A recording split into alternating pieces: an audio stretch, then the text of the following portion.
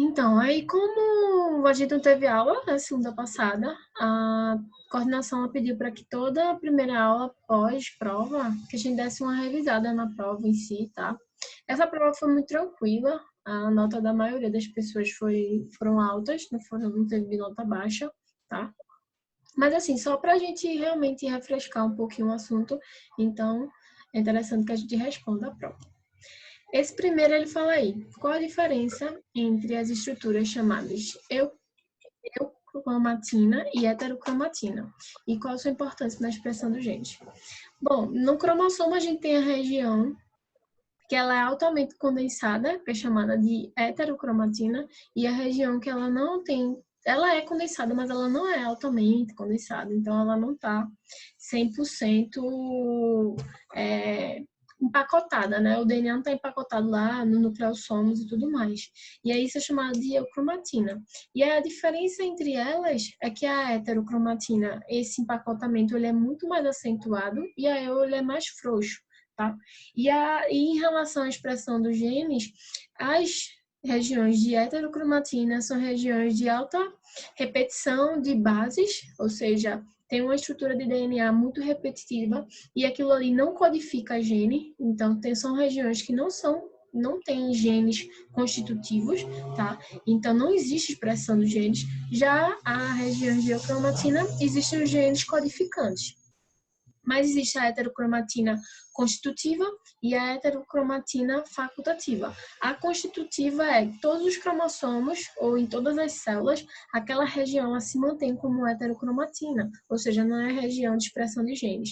Já em alguns tipos de tecido, alguns tipos celulares, uma região de heterocromatina ela pode ser facultativa. Então, para aquele tecido, ela é uma região de heterocromatina, mas para outro tecido, aquele mesmo cromossomo pode ter uma região de eucromatina, então ela é facultativa. Então, um tecido ela é hetero, outro tecido ela pode ser eu, tá?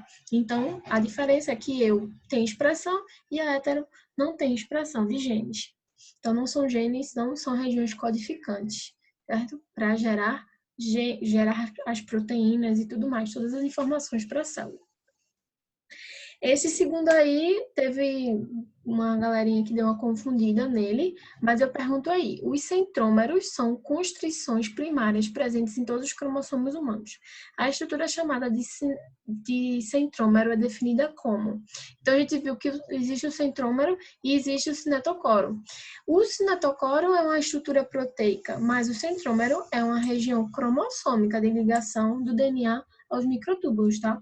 Então, a região proteica é o cinetocoro e a região cromossômica é chamada de centrômero. Então, o centrômero é a região de DNA. Essa região vai se ligar ao cinetocoro, essas proteínas do cinetocoro, e aí o microtúbulo vai ajudar como se fosse a guiar esses microtúbulos para esse centrômero, para depois se separar as cromátides irmãs, tá? Então, letra A, segundo.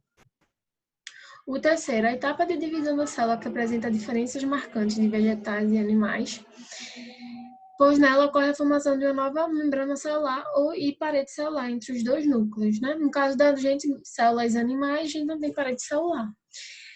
E aí, o filho das células vegetais, em que ocorre a compressão do citoplasma, então, na mesma fase, tanto nas células animais como nas células vegetais, a fase que faz compressão do citoplasma, certo? Citoplasma é a membrana, né? Essa parte é chamada citocinese. Então, é a última fase do ciclo celular, tá? Então, letra B de bola. A técnica de coloração que utiliza o corante Giemsa e uma solução de hidróxido de bário resulta em um padrão conhecido de bandas C.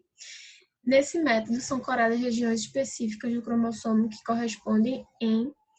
A banda C é cromatina constitutiva. Aqui tinha eucromatina constitutiva, então essa resposta está errada. As regiões de heterocromatina constitutivas são regiões de DNA altamente repetitivo, como eu já falei lá no primeiro quesito de heterocromatina, tá? Então, o quarto aí é a letra E. O quinto era para citar as principais aneuploidias humanas. Então, uma galera falou de trissomia, nulissomia, monossomia. Outras já foram falando direto de síndrome de Down, Klinefelter, para tal, não tem problema. Então, era para vocês citarem aí as principais, que são realmente essas que a gente convive no dia a dia, que a gente tem uma incidência maior dessas síndromes, tá? Então, qualquer uma que vocês citassem, estava valendo. O sexto, teve algumas pessoas que deram uma confundida também nesse sexto, tá? Aqui é um cariograma, e aí nesse cariograma a gente apresenta, eu marquei aqui o cromossomo que ele estava com uma estrutura diferente, né? Então, esse cromossomo 14, que tem um braço longo, um braço curto maior do que ele teria, tá? E a ausência do 21. Então, a gente viu que isso corresponde a uma translocação robertsoniana. E algumas pessoas só colocaram apenas translocação. Mas isso é um tipo de translocação, que é a robertsoniana. Então, precisava deixar claro que era a robertsoniana. E aí, quem não deixou exatamente claro, perdeu alguns décimos dessa letra A, tá? E como é que se representa esse cariótipo? Veja, o cariótipo é a sigla, né? E aí a sigla seria... No caso aqui, a gente tem 45 cromossomos, tá? Então, deveria ser 45, vírgula, XY, porque é um homem, né? A gente tem os 2 cromossomos aqui sexuais, vírgula, o Tzinho, abre parênteses, né? 14 e 21. Então, o certo seria 45, XY, vírgula, T, translocação, 14, 21.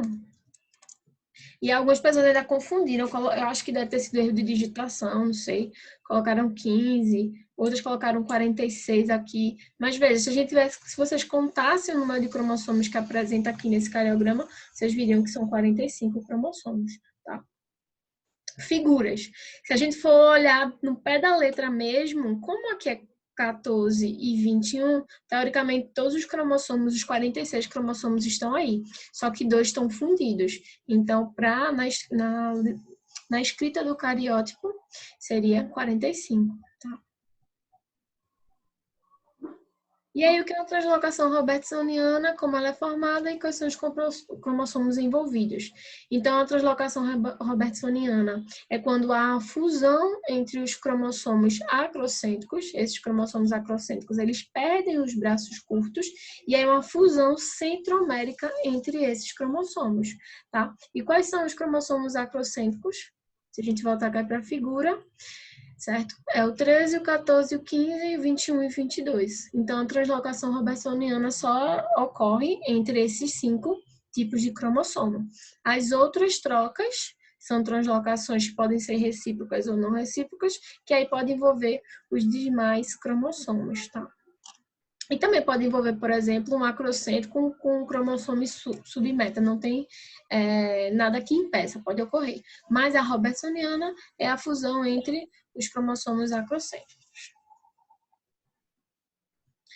O oitavo aí, ele mostra essa tabela, o risco de ocorrência e recorrência da síndrome de Down segundo a idade materna. Então, vejam, a gente observa o quê? Quanto maior a idade materna, maior o risco de ocorrência de síndrome de Down, tá? E o risco de recorrência é depois da primeira gestação, a segunda gestação, ela ocorrer de novo com síndrome de Down. Então, a gente tem uma probabilidade maior das mulheres com a idade mais avançada ter prole com síndrome de Down, e a segunda prole, a terceira prole, aumenta-se também a chance se a primeira já ocorreu a síndrome de Down, tá?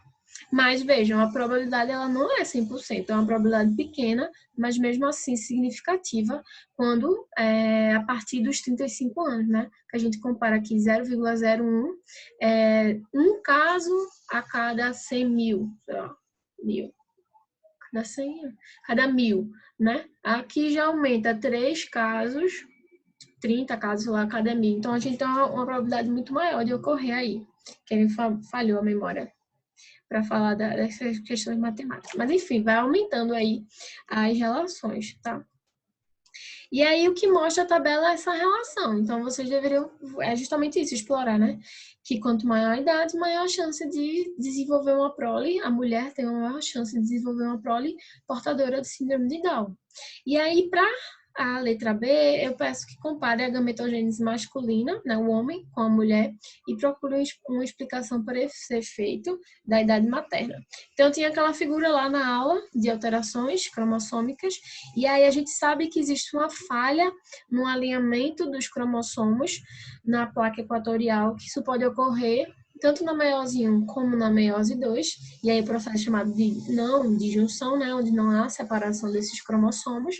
Mas também, se a gente voltar para a gametogênese, o que acontece? O homem, na formação, ele completa a gametogênese. Então, ele completa a meiose 1 e a meiose 2 na formação de espermatozoide. Na mulher, não. Quando ela libera o óvulo, certo? No período menstrual, aquele óvulo, ele está na primeira meiose em diplóteno. Então, aquele óvulo, se tem 40 anos, ele é 40 anos parado numa fase.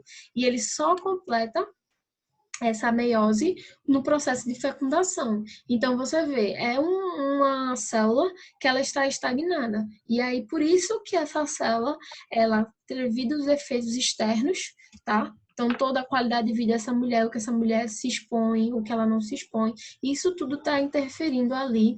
São agentes, né, que podem ser agentes mutagênicos, e esses agentes estão interferindo ali na estrutura dos cromossomos, estão envolvendo, modificando também a estrutura do citoesqueleto, dos microtúbulos, enfim. Ele modifica esses agentes externos, podem modificar toda a célula, tá? E aí aumenta-se a ocorrência em relação às mulheres, né? O nono. Ao examinar os cromossomos de uma menina com síndrome de Down, foi observado que parte das suas células tinham 46 cromossomos e eram normais, outras tinham 47 cromossomos com a trissomia do 21. Essa criança tem, assim, células que diferem quanto à composição genética. Ela é um mosaico. Como esse mosaico pode ter sido originado? Então, tem dois caminhos.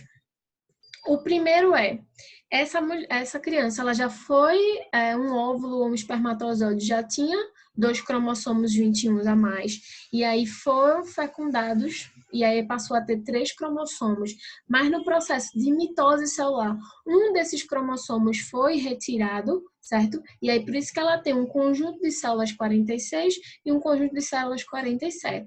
Certo? Então pode ser isso, ela fecundou com 47 e aí na mitose uma parte de umas células eliminou esse cromossomo 21 a mais e ela continuou com 46, tá? Então ela é um mosaico. Outra hipótese que pode ocorrer também ela foi fecundada por um espermatozoide e um óvulo normal, formando 46, mas no próprio processo de mitose pode ter ocorrido algum erro de junção, tá? E ela passou a ter um cromossomo a mais, em vez de ser 46, houve um erro de duplicação de cromossomo e aí apresentou um cromossomo 21 a mais. Qual desses eventos é mais provável? O mais provável é ela ter sido fecundada realmente uma célula que já Realmente. 2 21, então ela tinha 47 e perdeu um, do que ela já ter 46 e ganhar mais um no processo de divisão celular, tá? Mas isso pode ocorrer também, isso é um dos raciocínios que existe. E aí o 10º, qual a diferença entre apoptose e necrose? A apoptose é a morte programada, então a célula, ela desenvolve, ativa uma cascata, né? Essa cascata, porque são várias proteínas que estão nesse processo, e aí é uma morte que não gera processo inflamatório, é uma morte onde não tem uma perda tecidual, tá? Porque as células, aquelas células que morreram, o próprio tecido recupera, regenera, ou seja, entra em mitose e forma novas células.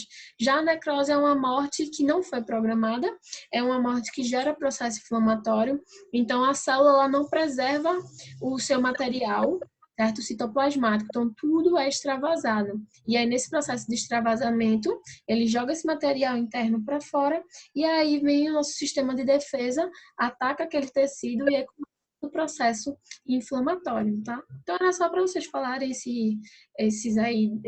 o exemplo, né, a diferença entre os dois. E aí a apoptose tem gasto de energia, então gasta-se ATP para morrer. Já a necrose, a célula não tem energia suficiente, tá? Para ela ter uma morte programada. Então ela simplesmente, o material dela é extravasado e aí tem inflamação, certo?